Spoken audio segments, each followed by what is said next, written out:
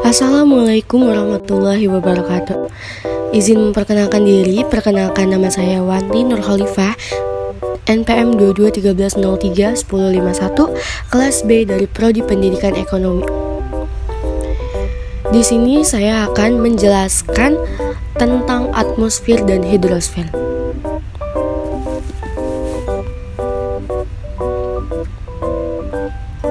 Atmosfer berasal dari bahasa Yunani, yaitu atmosfer. Kata atmos berarti uap, dan sphaira berarti lapisan. Atmosfer merupakan lapisan udara yang menyelubungi bumi. Keberadaan udara dalam lapisan atmosfer sangatlah penting bagi kehidupan manusia dan makhluk hidup lainnya untuk bernafas. Manusia dapat bertahan sampai 1 hari tanpa air di daerah gurun yang paling panas, tetapi tanpa udara, manusia hanya bertahan beberapa menit saja. Pada skala yang lebih luas, atmosfer berfungsi sebagai payung atau pelindung kehidupan di bumi dari radiasi matahari yang kuat pada siang hari dan mencegah hilangnya panas ke ruang angkasa pada malam hari. Selanjutnya, atmosfer sebagai lapisan pelindung bumi memiliki beberapa sifat berikut. Yang pertama, tidak memiliki warna, tidak berbau, dan tidak memiliki wujud. Hanya bisa dirasakan oleh indera perasa kita dalam bentuk angin. Yang kedua, memiliki berat sehingga dapat menyebabkan tekanan, dinamis dan elastis yang dapat mengembang dan mengerut. Atmosfer merupakan lapisan udara yang terdiri atas banyak unsur gas seperti nitrogen, oksigen, argon, dan karbon dioksida sebagai unsur utama, dan unsur lainnya seperti neon, helium, ozon, hidrogen, kripton, metana, dan xenon. Selain itu, terkandung pula uap air dan partikel lain seperti debu dan garam-garaman yang kita sebut aerosol. Selanjutnya, lapisan-lapisan atmosfer terdiri dari yang pertama, troposfer. Troposfer mempunyai ciri-ciri sebagai berikut. Yang pertama, tebal lapisan di daerah kutub 6 km dan di daerah tropis 16 km. Yang kedua, pada lapisan ini mengandung uap air sehingga terjadi kondensasi. Yang ketiga, sebagai habitat berbagai makhluk hidup. Yang keempat, terjadi dinamika cuaca dan iklim. Yang kelima, terjadi penurunan suhu setiap naik 100 meter.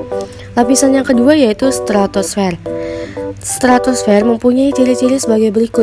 Yang pertama, ketinggian 16-50 km. Yang kedua, terdiri dari 3 lapisan, yaitu lapisan bawah sekitar 16-20 km, lapisan tengah sekitar 20-35 km, dan lapisan atas 35-50 km. Yang ketiga, tidak terdapat turbulensi dan sirkulasi. Yang keempat, mengandung oksigen 3 atau O3. Yang kelima, makin ke kutub kadar oksigen 3 berkurang. Yang lapisan ketiga yaitu mesosfer. Mesosfer mempunyai ciri-ciri sebagai berikut. Yang pertama, ketinggiannya 50-80 km. Yang kedua, tidak ada turbulensi dan sirkulasi udara. Yang ketiga, terdapat penguraian oksigen 2 menjadi atom O. Yang keempat, batasnya mesopause, perubahan suhu bersifat isotermal.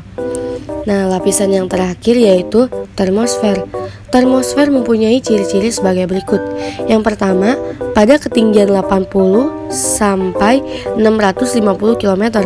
Yang kedua, perubahan suhu bersifat inversi dengan kisaran suhu minus 95% Celcius sama dengan 80 km atau minus 50 derajat Celcius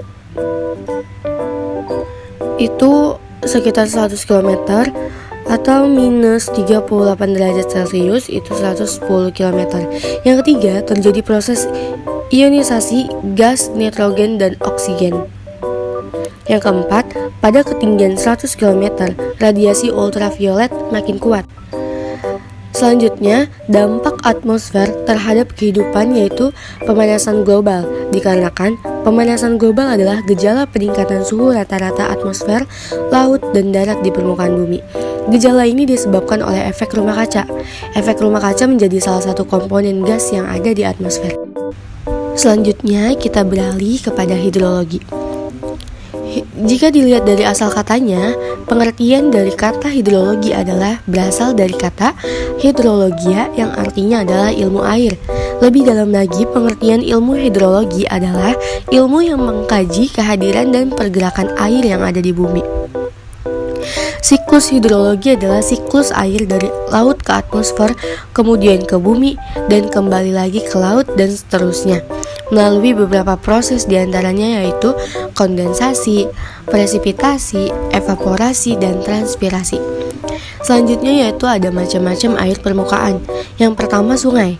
Sungai adalah massa air tawar yang mengalir secara alamiah mengikuti alur lembah yang akhirnya bermuara di danau. Sumber air sungai dapat berasal dari hujan, mata air di pegunungan, dan pencairan gletser. Daerah aliran sungai atau das biasanya dikategorikan ke dalam 3 penggalan, yaitu das hulu. Das hulu pada umumnya ditandai oleh adanya aliran air yang cukup deras dan masih jernih, penumpang sungai berbentuk huruf V, serta masih banyak jeram-jerum karena morfologinya masih relatif curam. Yang kedua yaitu das tengah, ditandai oleh bentuk lebah yang mirip huruf U dan jeram sudah mulai berkurang. Yang ketiga yaitu das hilir, biasanya ditandai oleh adanya penampang sungai yang berkelok-kelok, dan kadang-kadang terdapat kali mati serta delta. Berdasarkan keberadaan airnya, sungai dibedakan atas sungai permanen dan sungai periodik. Sungai permanen adalah sungai yang airnya tetap mengalir sepanjang tahun. Dan sungai periodik adalah sungai yang hanya berair banyak ketika musim hujan. Pada musim kemarau, air sungai mengalami surut, bahkan sampai kering. Keberadaan sungai sangatlah penting untuk menunjang kehidupan makhluk hidup, antara lain untuk irigasi, pembangkit listrik, prasarana transportasi, perikanan, dan rekreasi. Yang kedua adalah danau. Danau adalah suatu cekungan di permukaan bumi yang digenangi air dalam jumlah yang relatif banyak. Air danau berasal dari air tanah dan hujan. Pada umumnya, sifat air danau adalah tawar. Berdasarkan proses terjadinya, danau dapat dibedakan atas danau tektonik, danau vulkanik, danau tekovulkanik, serta danau buatan. Manfaat danau bagi kehidupan yaitu sebagai pengatur air sehingga dapat mencegah atau pengendalian terjadinya banjir. Muka air tanah relatif lebih dangkal, sumber air irigasi, budidaya ikan, objek wisata, dan prasarana olahraga. Yang ketiga yaitu rawa. Rawa adalah wilayah cekungan di daratan rendah yang selalu tergenang dengan air karena sistem pelepasan airnya kurang baik. Hal ini terjadi karena jumlah air yang masuk relatif lebih banyak dibandingkan dengan jumlah air yang keluar. Di Indonesia, wilayah yang memiliki rawa cukup luas terdapat di pantai timur Sumama, Kalimantan bagian barat dan selatan. Manfaat rawa ialah sebagai sumber air untuk melindungi ekosistem daerah pesisir, melindungi lingkungan dari banjir, dan bisa dijadikan sumber mata pencaharian. Yang terakhir yaitu ada air tanah. Sumber air tanah pada umumnya berasal dari proses infiltrasi air hujan. Tinggi rendahnya tingkat infiltrasi akan sangat berpengaruh terhadap keberadaan air tanah. Faktor yang mempengaruhi tinggi rendahnya tingkat infiltrasi yaitu curah hujan, kemiringan lereng, kerapatan vegetasi, serta kelembapan tanah. Semakin tinggi curah hujan, semakin rapat vegetasi. Lereng yang landai serta kelembaban yang rendah akan berpeluang terhadap tingginya infiltrasi.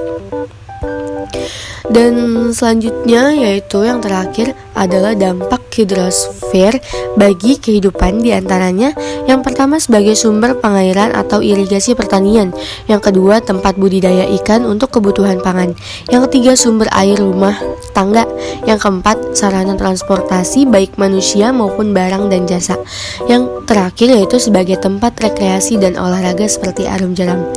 Itulah penjelasan tentang atmosfer dan hidrologi. Terima kasih, apabila ada kata yang salah mohon dimaafkan. Saya pamit. Wassalamualaikum warahmatullahi wabarakatuh.